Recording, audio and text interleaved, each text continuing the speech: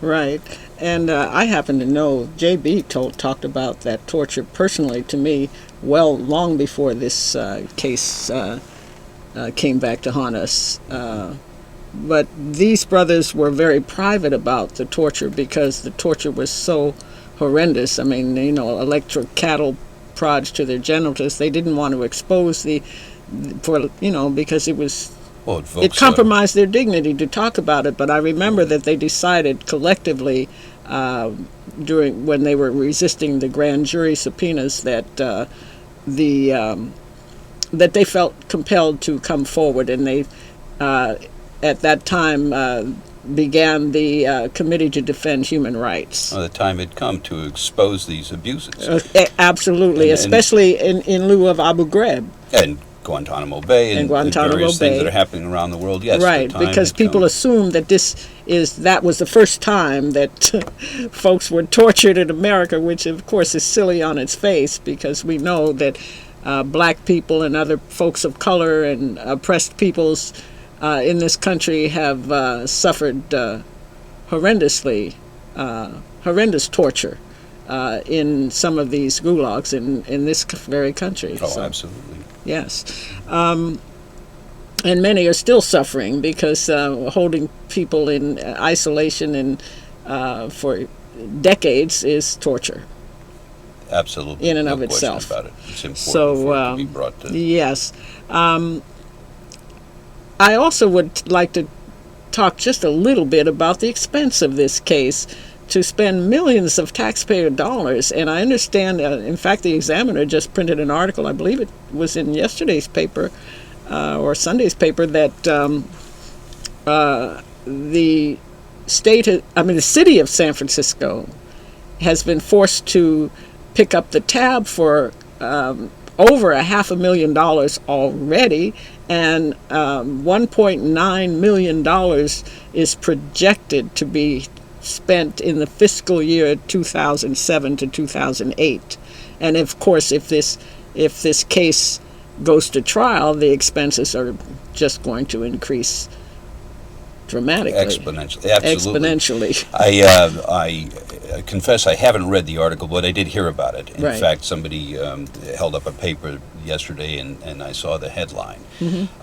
It's a terrible waste of the taxpayers' money. There's no question about it. And certainly, insofar as the San Francisco District Attorney's Office elected not to proceed with this case, it seems grossly unfair that the city of San Francisco and our citizens here would have to foot the bill for this. Since it's a state prosecution, it seems like the damage should be spread around.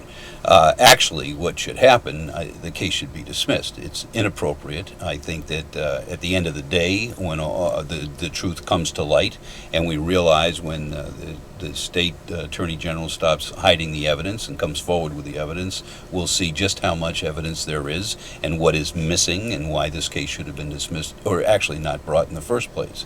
But you're right, the cost of this prosecution is going to be absolutely tremendous, and I don't know how. It'll be astronomical. Yeah, It's crazy. and the attorneys and the investigators and the support people who are defending the brothers, they're doing this out of a commitment to a cause, as well as to seek justice, and they're not doing it to make money, or a lot of money, because there's very little money in court-appointed cases to begin with, and certainly a lot of people are devoting their energies and their time absolutely without any cost to the city. But that doesn't change the fact that the cost is quite fantastic. Of course. Just the security alone has changed since this case began. They've instituted more security at 850 Bryant than I've ever seen there before. So that's relatively new. That's true. Yeah, and I'm sure that this case has a lot to do with that. We're about to have to wind down, so I want to give you an opportunity to say some last words. We have about 1 minute. I see.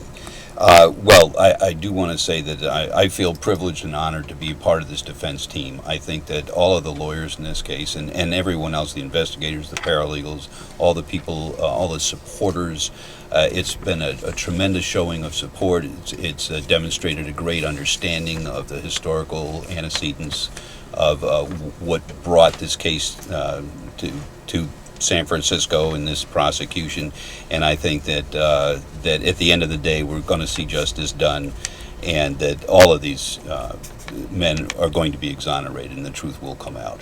I certainly hope you're correct, and I can't thank you enough, Charles Bourdon, for being our guest here on Freedom is a Constant Struggle. Thank you so much. Thank you for having me on your show. And now here's Najada with some announcements.